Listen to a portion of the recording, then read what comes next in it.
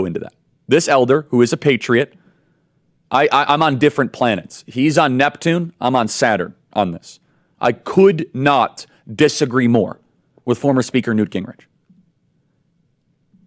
And I'm disappointed to hear him say the word traitor. Man, that is... I'm going to just chalk that up because of how much respect I have for him, of just kind of cable news excitement. I don't think he really believes that. But just understand that this opinion that Newt Gingrich has is held by about 150 members of the House in the Republican conference right now. Newt Gingrich is basically speaking for the 150 people that you need to win over to select a speaker. Okay, listen, and I want your thoughts on this. We're going to examine this because this is tough stuff. Play cut 46. 96% of the Republicans voted for McCarthy. 4% voted against him. From my position as a longtime Republican activist, they're traitors. All 8 of them should, in fact, be primaried. They should all be driven out of public life. What they did was to go to the other team to cause total chaos. We ought to be focusing on Biden. We ought to be focusing on the economy. We ought to be focusing on the border. Instead, you're going to get a week or 10 days of the media focusing on Republican disarray.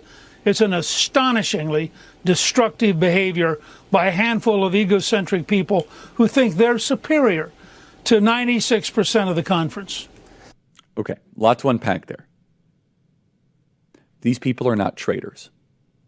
These people are loyal to their voters. Okay? Eli Crane, who represents a district not far from here, represents Yavapai County and the eastern part of Maricopa County. He's not a traitor. Eli Crane is a patriot. Eli Crane is a veteran. Eli Crane was listening to his voters. Was it a good move tactically? That remains to be seen. So for anyone out there, and again, there's so few of these because the response of Jim Jordan for speaker, I could see the grassroots MAGA 100% behind. But there's a couple emails here or there that say, oh, Jim Jordan is too moderate. Understand, you have 150 people that believe every word that Newt Gingrich just said. 150 people in the Republican conference that you have to win over. And Jim Jordan is a more conservative, grassroots, high-energy guy who can then win over the Newt Gingrich wing of the current Republican conference. Not going to try to get my speaker job again. So the question is, who is it going to be?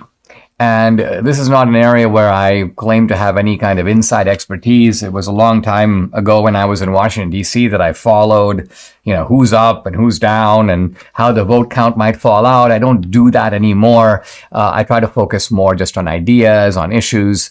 And so I'm not the person to ask. But if I were to bet, someone were to say, Dinesh, listen, you have the power. You can nominate the new House Speaker, and this guy will have the job. Who would you nominate? And I know the answer to that question. I would nominate Jim Jordan. Why? Because I think Jim Jordan is sufficiently conservative to be able to have the confidence and trust of all the solid conservatives in the Republican Party. But he's a very genial guy. He gets along with everybody. He's easygoing. He listens to people. So I think he would be able to work with the full spectrum of Republicans. This is the key. And this is, by the way, true also on the Democratic side. I mean, one of the effectivenesses of Democratic leaders like Nancy Pelosi is that they are very leftist in their politics, but they sound a more centrist tone, and thus they're able to keep everybody in their camp. This is kind of what we need. We need to have Republican leaders that are very solid on the conservative principles, but at the same time are guys that are go along, get along guys. They've got the Reaganite cock of the head. They crack a joke. There's somebody who can meet you halfway. They're also pragmatists. In other words, they're conservative in their goals, but pragmatic in how they go about it. So the candidate of my choosing would be Jim Jordan. Now,